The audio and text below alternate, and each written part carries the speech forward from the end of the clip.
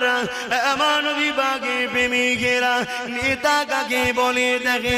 ফারুক আজম রাস্তা দিয়ে রাত্রিরে ছদ্মবেশে ঘুরে ঘুরে বেড়াতো, কে কি করে দেখতো, কে কি করছে দেখবে বলে।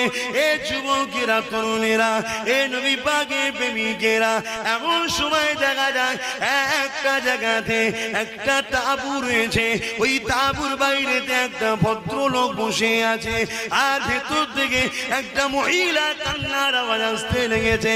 ফারুক আজম ছদ্মবেশে গেছে, ওই ব্যক্তিত্ব সে ছদ্মবেশে গেছে, যে ওই ব্যক্তিকে জিজ্ঞাসা করতে লেগেছে, কি ব্যাপার আপনি এখানে বসে আছে আর তাঁবুর ভেতরতে কান্নার আওয়াজ আসছে, কি ব্যাপার?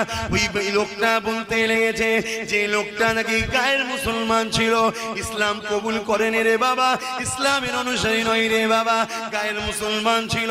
ফারুক আজমকে চেনে না, ফারুক আজমকে একটা ব্যক্তি মনে করে বলতে লেগেছে, আল্লাহর বান্দা রে, এ আমার ভাই শুনে রেখে দাও, আমার স্ত্রী এমন করে প্রেগনেন্ট ছিল, সে এমন করে আসতে লেগেছিল, ফারুক আজমের সঙ্গে বিশেষ দরকার ছিল, কেন আমাদের বড় অভাবী সংসার, গরিবী সংসার জানাবো বলে রাস্তাতে এসে আমার স্ত্রী ব্যথা যন্ত্রণা উঠে গেছে, এই জায়গায় আমি মানুষ ফেসে গেছি, কোনো মহিলা নেই আর নাই, আমার স্ত্রীর বাচ্চা দেখাশোনা করবে কে? স্ত্রী ব্যথা যন্ত্রণা শুরু হয়েছে, কে দেখবে?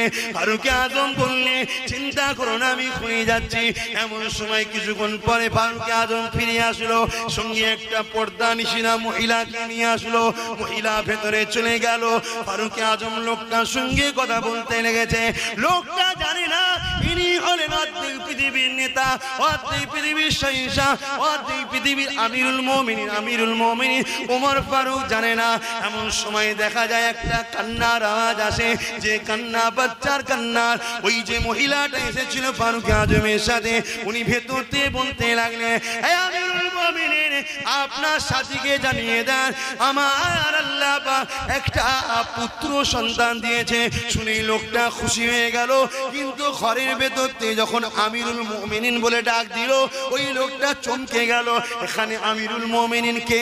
ইনি আছে আর আমি আছি, অবাক হয়ে তাকিয়ে আছে। ফারুক আজমকে জিজ্ঞাসা করে, আমিরুল মুমিনিন ওই মহিলা কাকে বলতে লেগেছে?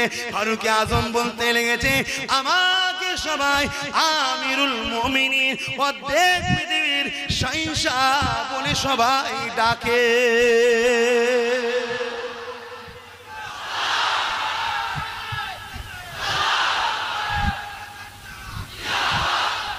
কাজ নিজে করা, খারাপ কাজ থেকে নিজে সরে থাকা এবং লোককে সরিয়ে রাখা, ঠিক তো নাকি? এটা কার হুকুম? আল্লাহর হুকুম। এখন আমি আল্লাহর হুকুম মানবো না এই জালিম যদি বলে